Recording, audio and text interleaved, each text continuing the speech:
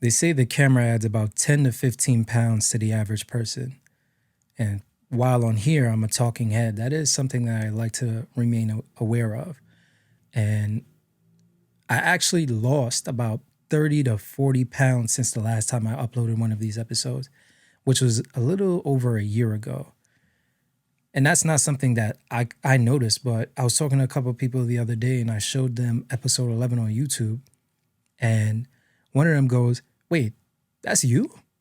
And the other one went, "Yeah, that's him. He just lost mad weight." I don't know. I thought I was looking all right in that last episode, but. And that's just a problem that we as humans, we as creators, communicators as well, that's just something that we encounter each and every day. How we receive ourselves may not necessarily be how others receive us. And that's something I always try to be aware of because I want to make sure nothing is left to interpretation when it comes to the things I communicate to others. And I was reflecting on this and I decided, you know what, that'll be the focal point of today's episode. But speaking of which, I haven't even introduced this thing.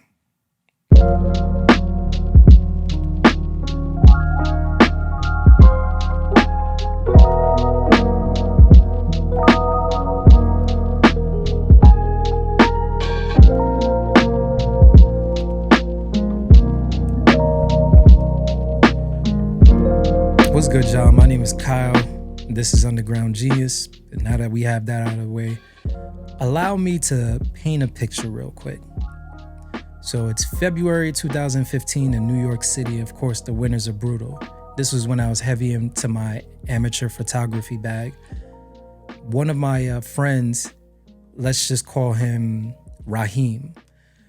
One of my friends hits me up, Raheem, he hits me up like, "Yo, I just got booked for a show." Raheem is an up-and-coming rapper at this time. It's like, "Yeah, I just got booked for a show in Jersey, and I know you doing your photography thing. I would like for you to come out there and take some pictures." And you know me, I was Mr. Outside back in those days. So I'm like, "Yo, you know what? Yeah, sure. Like, I'm with it. Let's go." And I also wanted to build my portfolio up too. So I thought this was a good opportunity. I didn't necessarily have an artist performance yet. So I was like, yeah, this is a good look. And because of that, I didn't even bother charging him. I'm like, "Yeah, listen, we're both trying to build a name for ourselves. There's no point in me charging. So yeah, go ahead, do your thing." I don't know if I necessarily agree with that stance today, but I digress. So the show was in Jersey. The plan was he was going to pick me up, drive over there, we do the show, and then I go back home. Simple enough. So I'm like, yeah, let's go. So the day of the show or the evening of the show, I met up with him and his driver. Well, not his driver, but his man who happened to be driving the car. Who shall remain nameless. It's not that important. So it's the three of us now. We're heading to one last person's house. This is going to be Raheem's hype man. We'll call him Benjamin. So we finally pick up Benjamin and we start heading to Jersey. You know, we're playing Raheem's music and Raheem is dope. To this day, I still think he's dope. And we finally get to the destination after a couple, wrong turns and missed exits or whatever the case may be. So we pull up to the venue. It's a nice little venue, kind of like in the middle of nowhere, but then at the same time, like it's kind of like a dope little vibe or whatever the case may be. So we get to the front. I'm hearing the music playing, and I already have all these visions. All right, I'm gonna catch it from this angle. I'm gonna do this shot or whatever the case may be. So we pull up, and the doorman is like, yeah, you guys are going downstairs. I'm like, the music is coming from upstairs, but all right, fine, whatever. We make our way downstairs. I'm like, yo, it's cool. It's gonna be like a little bit more of an intimate vibe. Still thinking of dope shots, dope ideas for the show, for taking pictures for the show. And we finally step inside, and it was much different than what I imagined. I can only describe it as some sort of family celebration. And as time went on, I want to say about 3 minutes, that's when I started to put two and two together. The show that I was booked for was actually a birthday party for Raheem's cousin, and he was asked to perform.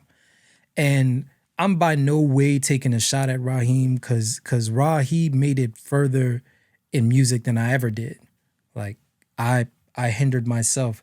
He was always like his output of music was high compared to mine, which was non-existent, which is crazy.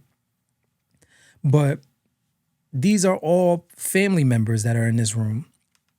Everybody kind of knows each other. Even Benjamin, even the hype man, he's running up to people. You know, these are adults. I'm 20 years old at the time. So these are people in their 30s, their 40s, their 50s. And it's kind of like this like reunion. It's like, oh, a long time no see or whatever the case may be. And I'm just standing there a little bit confused and a lot out of place. Like I did not feel like I belonged there, but it is what it is. So he performs, I take the pictures, everything is good, and then we finally leave. And all in all, it was a dope little event. You know, I said happy birthday to the birthday girl or whatever the case may be, and we're on our way back to New York.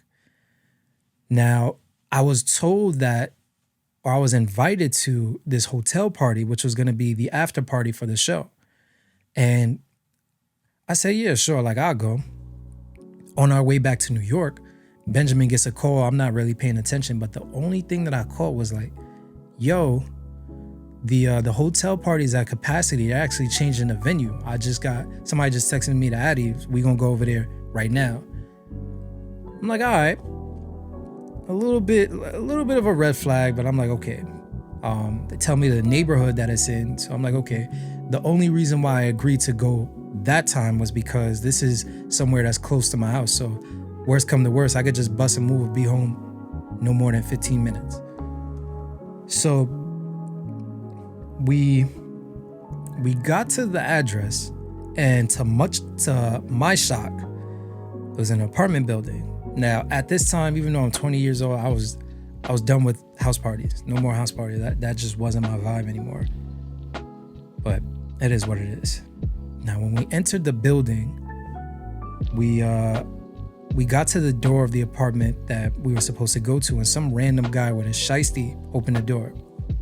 I don't remember if he was wearing a shiesty. Keep in mind, this was 2015, but this is how my brain is replaying it. So let's just go with that.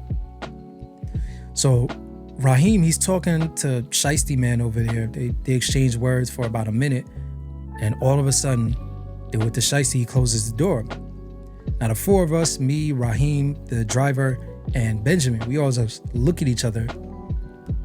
We all say some variation of, nah, niggas is bugging.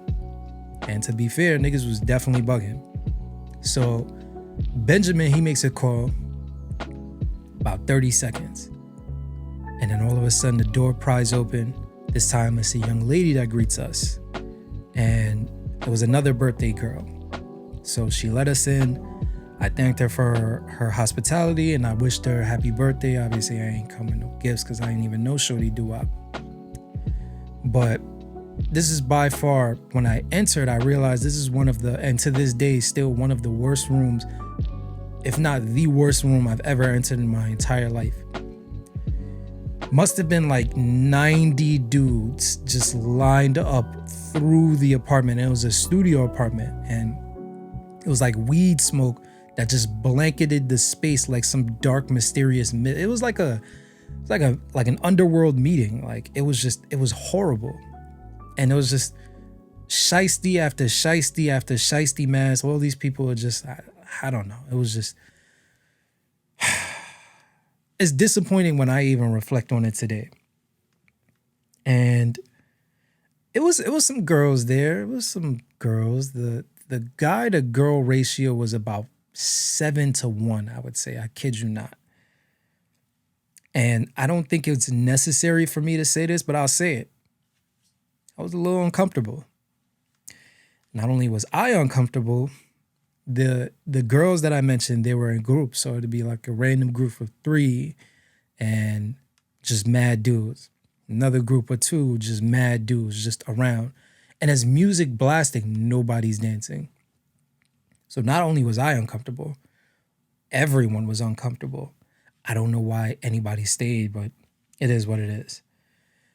And I want to say about like 5 or 6 minutes, everybody's catching a vibe or trying to catch a vibe. People are saying what up to each other.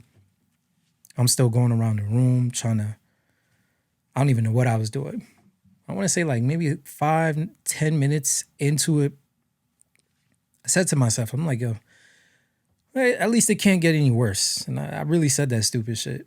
And sure enough, as if God was directly responding to my thoughts, there was a heavy knock on the door. Now, what's understood don't got to be said, but I'll say it anyway.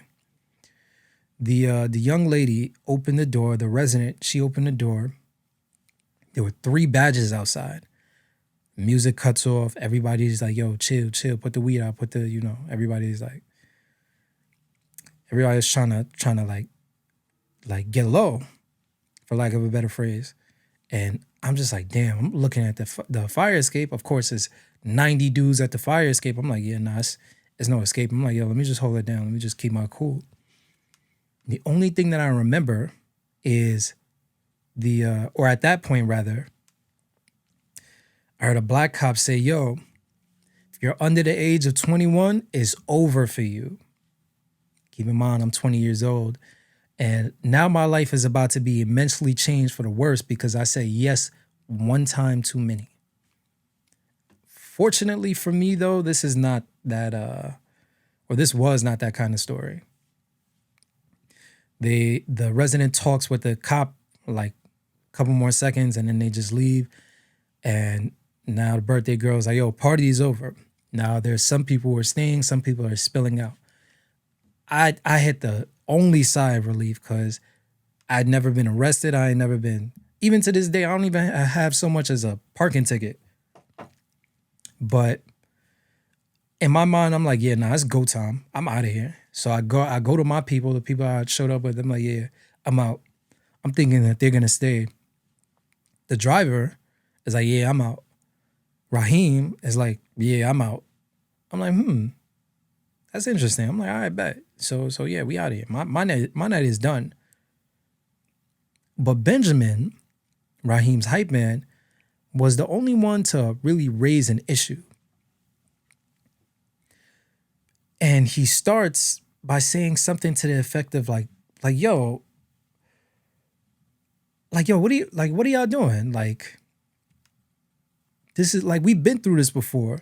The cops come, shut it down, the lame niggas leave, and everybody else stays, and then we get back to vibing. Like, yo, what are you doing? He's saying this from the time it takes us to get from the apartment to the car and the 8 minutes it takes to drive me back to my house. And it felt like forever because he just kept going and going. Like, yo, why do we leave? Like we not one of them, like we some lame niggas. Like who are we? Like, we never left, bro. How many parties we done went to and we never left? How many times this shit done happened and we never left? Like, yo, who are we? And he kept saying that. Yo, who are we? But the whole car knew that he was directing that toward me. And for the rest of the night, those words reverberated in my head. But who are we kind of turned into who am I type shit. And I tried to explain my piece. Somewhere in the midst of everybody spilling out, one dude actually came up to me with his hand out. I ain't never seen this dude in my life. I didn't even speak to him. I didn't even know he was there. He was off the, yo, good looks for coming. I'm not trying to stay anywhere that I'm not wanted. So yeah, I'm out. But his words kind of reverberated. And even to this day, I still think about, not him, because, fuck him. He's a non-entity, but I was reflecting on this like story recently. And it was weird because that night was just me trying to prove myself to be, or just prove to the world that I was a person that I clearly was not. And, in failure, we gain reflection. The beauty of hindsight is that it's 2020. And 20 is that age is like 20 is that age when you start to like really realize who you are and who you want to be and how you want people to look at you. And this was around that age, like age 20. This was when I started to really discover myself. And one of the things that I discovered was that I experienced a phenomenon that has been dubbed imposter syndrome. Now, what is imposter syndrome? It's a very good question that I'll get to right after this break. Just enjoy the vibes. You know, this is Sonic Palette Cleanse, and we'll get right to it.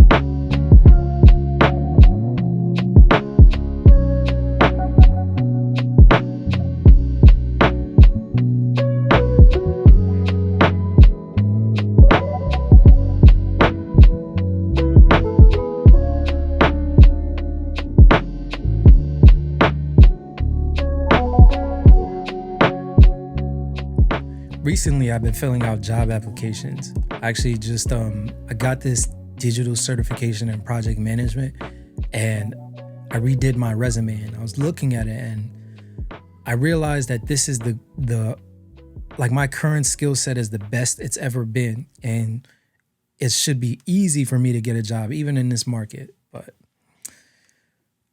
I'll give you an example. A couple weeks ago, I filled out a job application, and filled it out in 2:13. Like, yeah, I'm gonna smoke this. And at 2:18, 5 minutes later, I got a rejection letter. It was almost like somebody was sitting at the desk waiting for the exact moment that I filled out my application only to dub me. And I'm not gonna lie, it was so sad that it was actually funny as hell. I just looked at it and I just started laughing like, yo, they really violated me, but it is what it is. So what does that have to do with anything? Remember, I said that to like, in my opinion, this version of me, as far as like my professional skill set, is the greatest it's ever been, and I'll be a shoo-in candidate for any job that I apply to. Obviously, this was not the case. So I come to you, the listener, with a question. Is the way you view yourself the same as how others receive you? Now, I want you to consider the people that are the most important to you. Friends, family members, teachers, students, coworkers, bosses, mentors, children, etc. The list goes on. Now, I want to ask you two more questions. Do you push yourself to make sure you meet the expectations of these people? That's the first question. It's more of a personal inventory question. You answer that to yourself, do with that information what you will. The second question, and this is what I really want to focus on for the remainder of this episode, is do you think that you're currently living up to the image of you that your loved ones have in their mind? Now, while you think about that question, I won't make you wait for my answer. The answer is no, full stop. With most things that I've done in life, I feel like somebody's going to come and unmask me like a Scooby-Doo villain and make me realize that I'm not as good as I may think that I am. Well, this is something that I've struggled with for a long time. And this phenomenon is referred to as imposter syndrome. If you're unlike me and then you've been confident with everything that you've ever done in your entire life, then congratulations. Seriously, because I'm pretty sure you can speak to the difficulty of maintaining that confidence day in and day out, even in the face of any adversity. And the reason why you've succeeded so much is because you failed so much, and that's because you've tried so much. However, if you're like me, you may be as talented as that aforementioned individual. The talent level is the same, or you may be even more talented than them. But there are times when your confidence is waning and you're forced to deal with thoughts and emotions that may hinder your progress, i.e. this podcast. there are a couple reasons why it's taken me over a year to update this, but one of the things is just like trying to figure out my place in this space in terms of my progression and how good the content, like the quality of the content is, things like that. But that's a conversation for another day. Now, while imposter syndrome isn't recognized as an official mental disorder, there have been a number of clinical professionals that have referred to it as a form of intellectual self-doubt. And fun fact, it was actually discovered by researchers who were studying women in the professional space in the 1970s.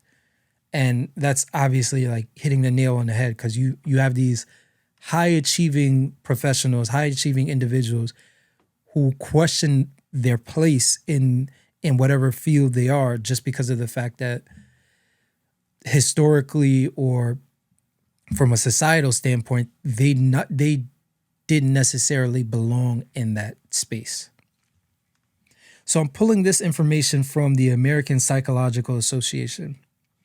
So first described by psychologists Suzanne Imes, PhD, and Pauline Rose Clance, PhD, in the 1970s, imposter phenomenon occurs among high achievers who are unable to internalize and accept their success. Now, let's stop there for a second. Despite the name of this podcast, I am by no means a genius. Or at least I don't think I am. I've never considered myself that much smarter, or I never considered myself to be much smarter than others. I just paid attention and I retained information really well. That's how I justified it anyway. And it was to the point that I was breezing through school because the curriculum, at no matter what the grade level, was just too easy for me. And in all of my social groups all through high school, I was always referred to as the smart one. So obviously when you have somebody who's been led to believe that they're this standout, bright individual their entire life, when they get around people who are actually high achievers in the academic sector, then it's like, okay, you start to second guess yourself and question yourself. And when you take that kid out of that proverbial small town, it just becomes this thing of like, wait, am I really as smart as I was led to believe?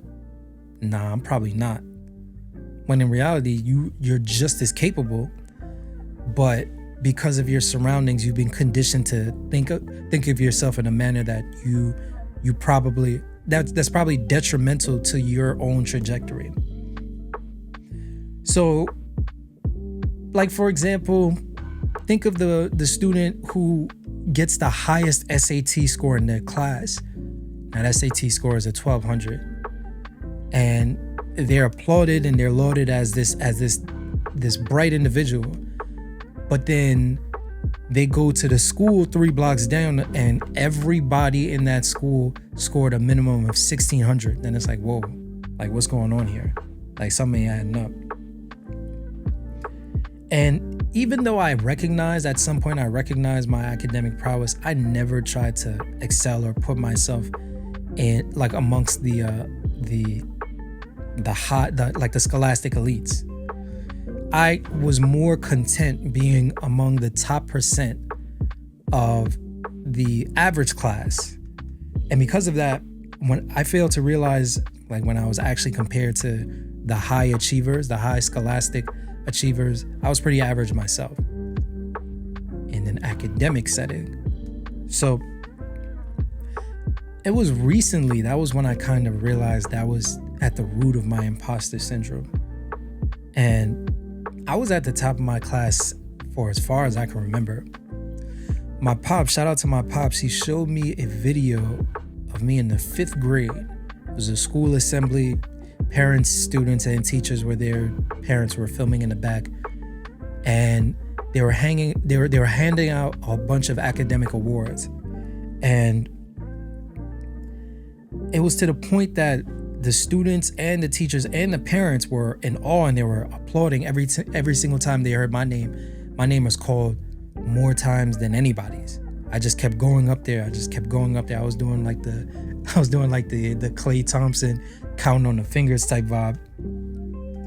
So it was kind of like that for me all the way up until I got to college. And when I got to college, that's when I realized, well, first and foremost, I never wanted to go to college, despite how well I was doing in school. That was never in the cards for me, or at least I didn't think it was. I wanted to rap. Clearly, that didn't work. But when I got to college, there were these majors and these areas of studies and these disciplines that I was not even aware of. And the crazy part, I'm reading the script and I'm like, yo, I kind of don't even want to say this, but to be fully transparent, the crazy part is when I entered the CUNY system, we had to take these tests to see where you placed in certain areas. So like science, English, math, or whatever the case may be. And my math scores were so bad that I had to take a supplementary class just to take the lowest level of math necessary in order to graduate, which is crazy. I don't know if it was like a refresher high school course that I had to still pay money for, which sucked, but it is what it is. And pretty much all colleges require 2 or more different science classes. So like a lecture science class, and then also like a physical science, so like biology or chemistry or whatever the case may be. And I took astronomy and I finagled the bagel somehow with science class, which is not necessarily offered in colleges, but oh man, the way I finagled that is just crazy. So what's the point of me saying any of this? So when I said that I was average, I was only referring to the level of commitment I had to my studies. And as soon as I got to college and like I realized those things, like, damn, maybe I'm not as or I started to think those things, like maybe I'm not as smart as I thought I was. I realized pretty quickly I had to adjust that mindset. And I'm like, wait, no, this is the same thing all over again. Like, you know how to pay attention, you know how to retain the information, you know how to regurgitate the information, and you know how to process the information. And pretty soon there, I was at the top of my class too. Same exact thing. I slacked off. I wanted to drop out.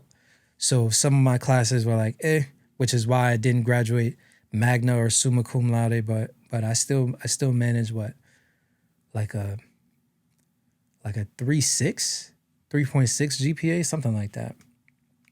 Going back to what I was saying, I was able to break that imposter syndrome.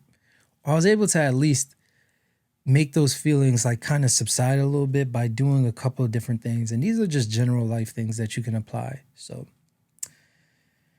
first thing I did was I challenged myself to be around people who were more skilled than I was.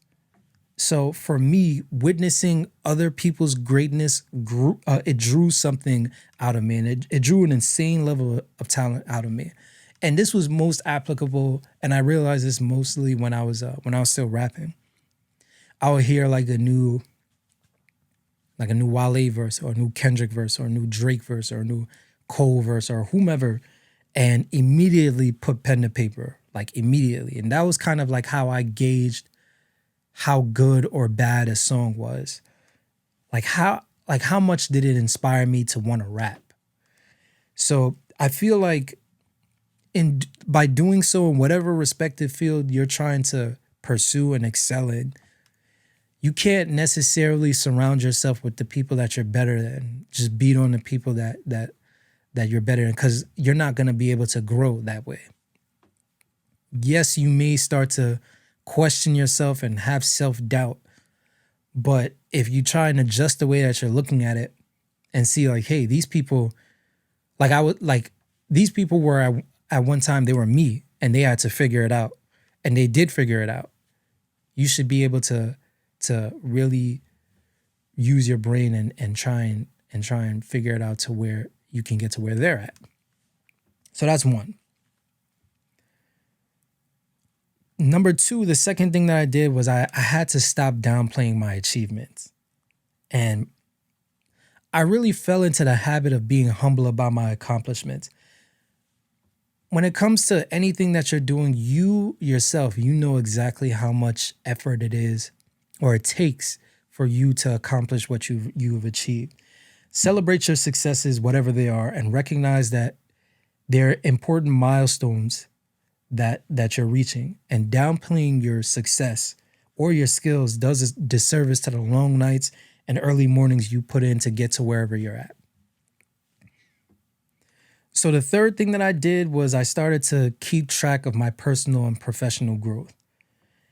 And taking a personal inventory and listing out everything that you needed to do in order to get to where you are is crucial in really gauging your level of whatever it is, your level of skill, your level of talent.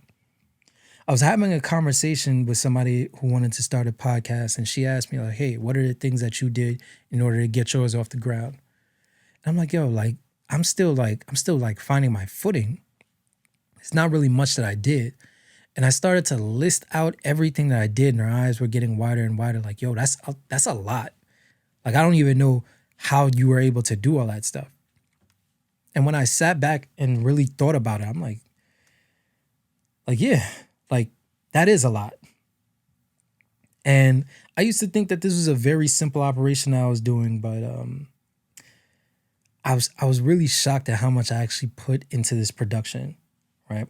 I failed a lot of times at a lot of things to end up where I'm at. And I used all of those failures and I leveraged that just so I can make this the best production I can make this at this current time. Most of our shortcomings are going to happen in private and you should be able to use that to your advantage. We seldom fail in public. And if you choose to be your harshest critic, you also have to be your loudest coach, positive and negative. So the fourth thing I did was I had to dead being a perfectionist. It's just never going to be perfect.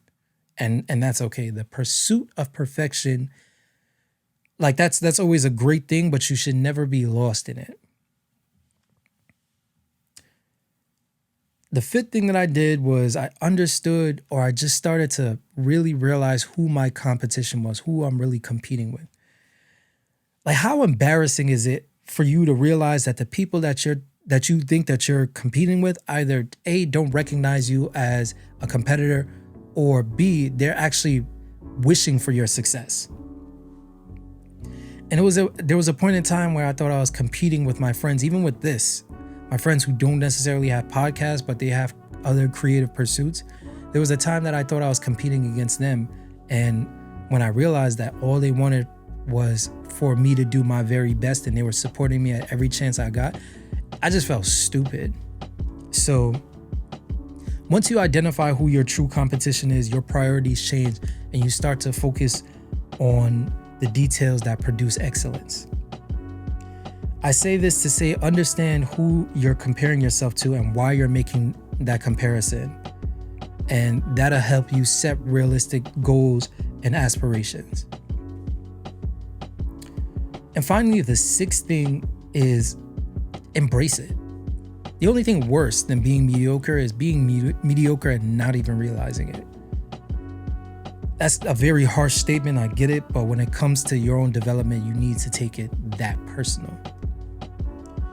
If you think you're not good enough, well, what are you going to do about it? And with that, oh man, it's been what? Last May? I think last May or last June. It's been over a year since I've done one of these. And I finally done one of these. And if you're still rocking with me, if you're still listening to this, shout out to you. I appreciate it. I'm not going to promise anything about next week, but we'll see what happens and when it happens the next time I upload one of these. But until then, my name is Kyle. Good looking for watching or listening. Once again, subscribe wherever you get your podcast. Subscribe on YouTube. Follow me on all platforms. It'll be somewhere. And good looking. I appreciate y'all. Peace.